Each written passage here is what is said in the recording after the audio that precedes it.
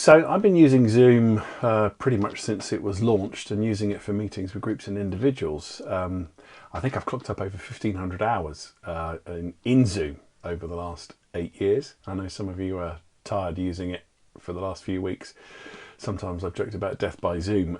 I've experienced the good, the bad, the ugly of Zoom, and I've seen Zoom enable groups to share and be intimate over an extended period of time where strangers become really good friends before they even meet in the physical world in person, which is just an amazing use of this technology.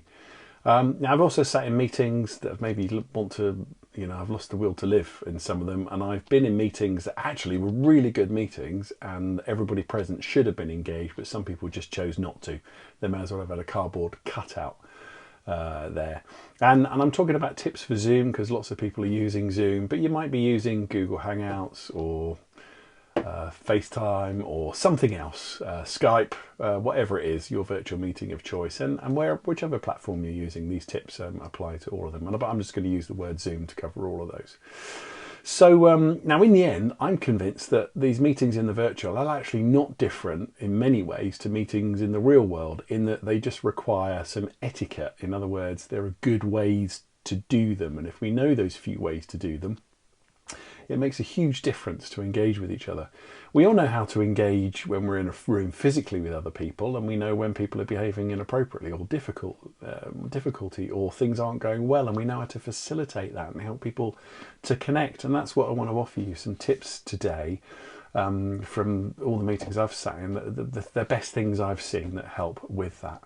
Our meetings in the physical run all the risks. They can be deadly dull or they can be incredibly engaging, and we know we have to curate those. And the same thing with Zoom. Just a few things, if we practice them regularly, can help deal with some problems. One of them is one of the constant things you probably bump into. Some people overshare and other people don't share and don't seem to be engaged. So how can we make it so that everybody gets to engage, everybody gets to share, and we feel that things have been covered in a way that's been most helpful for others? And also do that in a way that's not exhausting for us and that's sustainable. And that's what I want to share with you. So here are my tips for you for meetings. There's certain kinds of meetings. Now, if you're doing conferences or training, those are different animals and beasts. But for a small group of people to facilitate talking and sharing together in that way, here are my top tips for you. Number one, be present. State the obvious, ask the obvious. Ask people to turn off everything. There's no Facebook, no WhatsApp, no TV, no Netflix, nothing else. We live in an age where we're so used to multitasking. And the problem with multitasking is it means we're never fully present. And ask people, just remind them every single time, come on guys, remember for this time we want to be present. Please don't be doing anything else. Switch off everything else that you're doing. And for many of us that's hard, that's tiring at first because we're used to our split attention. But I tell you what, out of all the things I'm suggesting, do this one, to be present. Unlike all the other places that we're on in cyberspace and in the virtual, this makes the biggest difference of all. Second thing, ask people to get close to the camera. It's really, again, if you were in a room and someone was sitting like the other side of the room away from everybody else, you'd ask them to come over. Same thing in Zoom, try and get people in similar positions close to the camera where you can see their eyes and their faces, not that they're a blur, something in the background and can't tell whether they're connected or not. So ask people to come around, similar thing, come around, sit close, let's be together. Third thing, have everyone have their microphones on.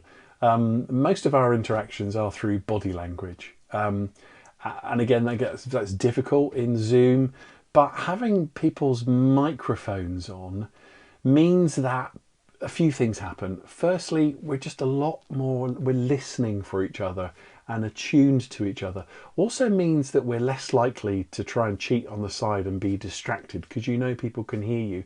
And if you were in a small intimate arrangement and a group of people sharing, if someone decided to do something separate and have their own conversation, they would know that wasn't appropriate and would be a distraction and they wouldn't do it. So likewise, here's another thing, have microphones on because it helps you. So those are sort of all clustered together. Tell people to be present, nothing else, sit close to the camera and have the microphones on so you can be present with one another. Fourth thing, turn microphones off. Sometimes you're going to have to. If someone's smoke alarm goes off, house alarm goes off, someone else puts a TV on in the background, a vacuum cleaner. In other words, if someone's got something on in the background that they can't mute, ask them to mute their Zoom, and if they don't catch that, just say, hey Fred, Mary, Bill, that's a little bit distracting, I'm going to put you on mute for now. Do that so that people aren't distracted. Fifth thing, have a plan for sharing.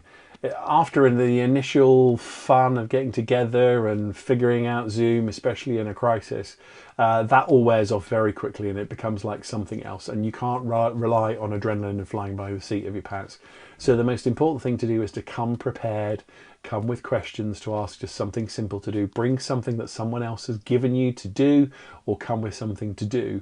It is utterly exhausting to try and make it up in the moment and do it based on adrenaline and energy. That won't work. And actually some of the best spontaneity and moments happen by having a plan. People have given their time, you've given time.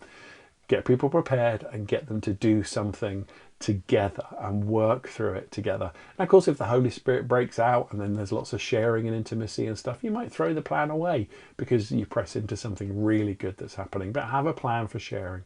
Number 6, invite people to share. Keep a track of who's sharing and who's not. As you're listening, watch body language, say to people, I haven't heard you share. Have you got some thoughts? Don't force people to, but ask them. Some people are very shy and not used to doing this. They wouldn't do it in a group, but it's just similar skills. Ask people and say, would you like to share, and encourage them to, and let them know that it's safe to. Ask people to ask to speak. Here's another thing that happens. Don't let people talk over each other. Ask people to raise their hands if they want to say something physically. Because again, when you're in a room with everyone, you can feel the energy and the flow and the conversation, and a lot of the time we don't talk across each other because we'll stop and we know when there's room and space to talk, but that can be difficult in a virtual room. So Zoom's got a feature to put your hand up and ask people, say, have a wave and put your hand up so that we can see you. There's also a chat feature in Zoom. People can use that as well to ask questions and put things. So ask people to ask to speak. If they want to go next and take a turn and talk.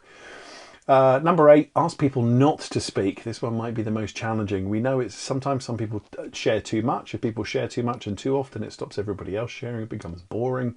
Watch how people disengage. And then sometimes you get the person that talks so much and at such speed that you don't feel you can interrupt them. There's no natural pause point. Well, you're just going to have to interrupt them. If you get to the point where you see people checking out because someone else is talking and they've stopped listening, you're just going to have to interrupt them. Use their name and say their name and go, thanks very much. That was really good. I'm just aware of time, and we'll move on to someone else. It may be something that you'll have to do. Number 9, make summaries. So if you're the group leader and the host and you're listening, you can go at some point, hey, this is what I'm hearing, and we've been sharing, and I think we've said this, this, this, and this, and some of you have shared that. Am I hearing that right? And make a sort of just a simple summary of what you're hearing. That's active listening for you. That will keep you really focused and engaged as you're listening, active listening.